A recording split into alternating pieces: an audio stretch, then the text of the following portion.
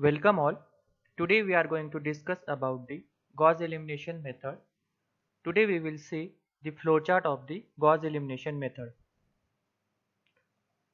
So basically in Gauss elimination method we have to solve the simultaneous equations.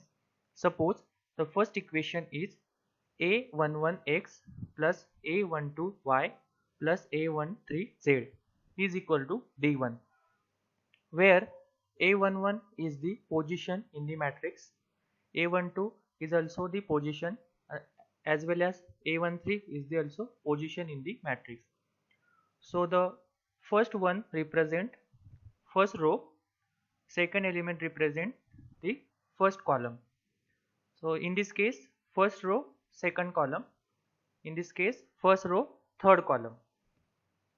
Similarly we have second equation as a1 a21x plus a22y plus a23z is equal to d2, where a21 is the second row first column, a22 second row second column, a23 second row third column. Similarly we have the third equation in which third row first column, third row second column, third row third column.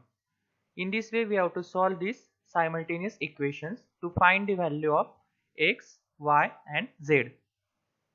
Now if you arrange this equation in the matrix form, so the matrix form is augmented here.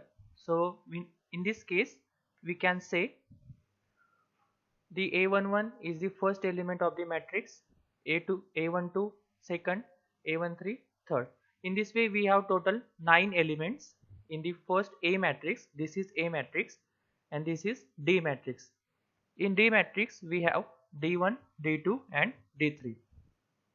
Now in case of Gauss elimination, our task is the forward elimination, and to convert this matrix types into this format, where we have to convert this A matrix into upper triangular matrix form, so that the element a21, a31 and a32 will be the zero element.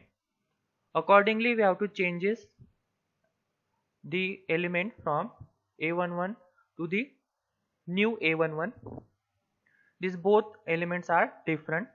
This a11, a12, a13, a22, a23 and a33, as well as d1, d2, d3 will be getting modified after the upper triangular form.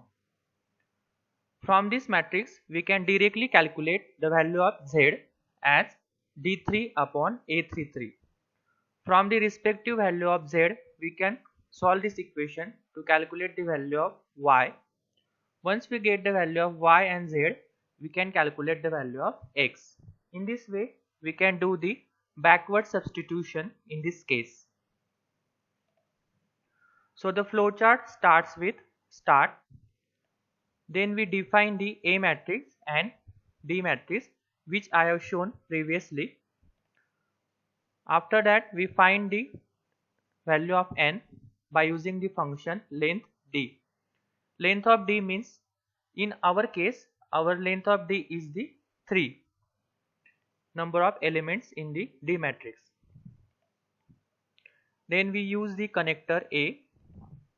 In connector A,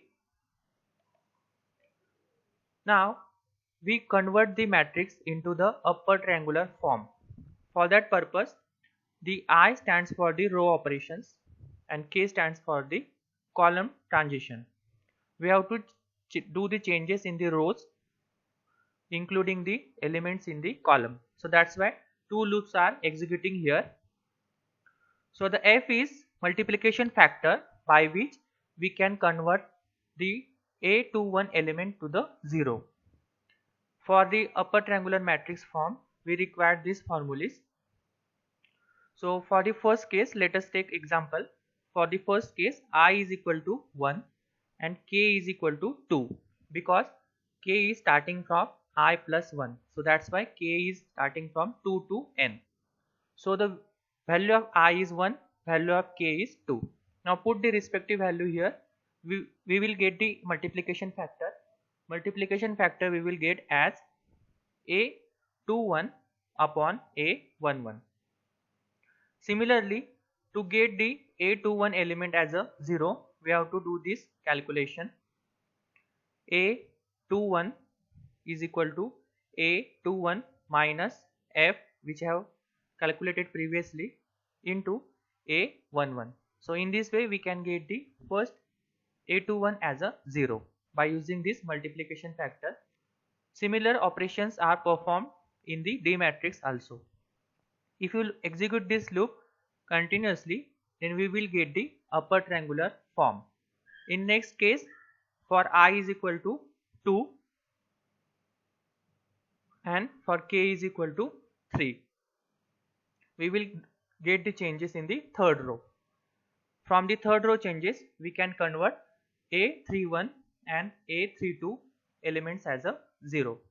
So in this way we will get the upper triangular matrix.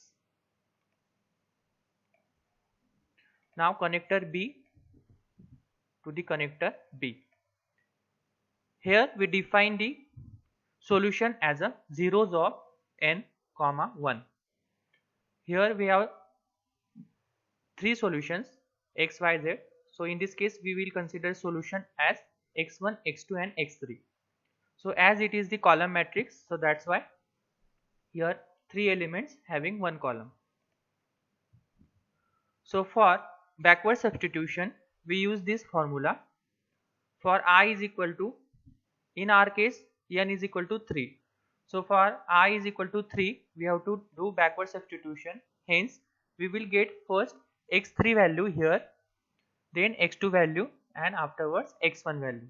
So for first case x3 is equal to d3, because I is 3, so that's why d3 minus a3